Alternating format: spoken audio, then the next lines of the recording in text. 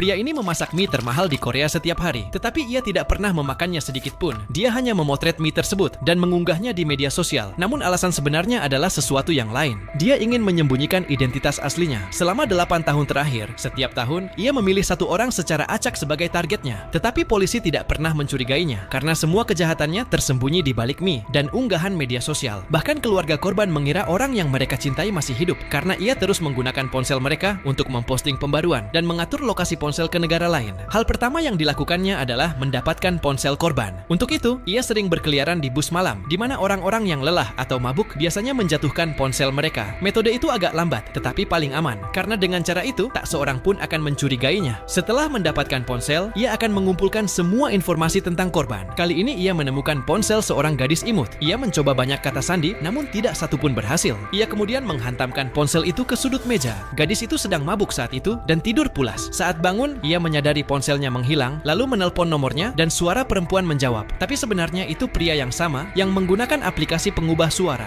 dan mengatakan bahwa ia menemukan ponsel itu di bus, tapi ponselnya sudah rusak. Kemudian ia memberi alamat toko reparasi ponsel dan menyuruh gadis itu untuk mengambil ponselnya di sana. Gadis itu tidak curiga sedikit pun. Ia pergi ke alamat yang diberikan. Itu adalah bangunan tua terbengkalai yang hampir tak ada orang yang datang. Saat masuk ke toko, ia melihat ponselnya dan layarnya memang rusak. Penjaga toko yang sebenarnya pria yang sama memberinya sebuah formulir. Ia harus mengisi semua detail di dalamnya. Yang paling penting adalah kata sandi ponsel. Gadis itu ingin ponselnya cepat diperbaiki, jadi tanpa pikir panjang, ia mengisi formulir tersebut. Sekarang pria itu memiliki semua informasinya. Ia mengganti kamera ponsel, memasang layar baru, membuka kunci ponsel dengan kata sandi, dan diam-diam memasang sebuah virus di dalamnya. Sekarang setiap data gadis itu akan langsung terkirim padanya. Sebelum pergi, gadis itu bahkan berterima kasih. Ia tidak mengetahui bahwa sekarang setiap tindakan, setiap panggilan, setiap pesan, bahkan arah kamera ponselnya sedang dipantau. Dalam beberapa hari, pria itu tahu semua tentang kehidupannya, dari kebiasaan, percakapan, bahkan rahasia yang tak ia sadari sedang direkam dari ponselnya. Di malam hari saat gadis itu tidur, pria itu mengendalikan ponselnya dari jarak jauh. Ia memeriksa semua pesan dan aplikasinya. Setelah mengumpulkan semua informasi, pria itu mulai merencanakan langkah berikutnya.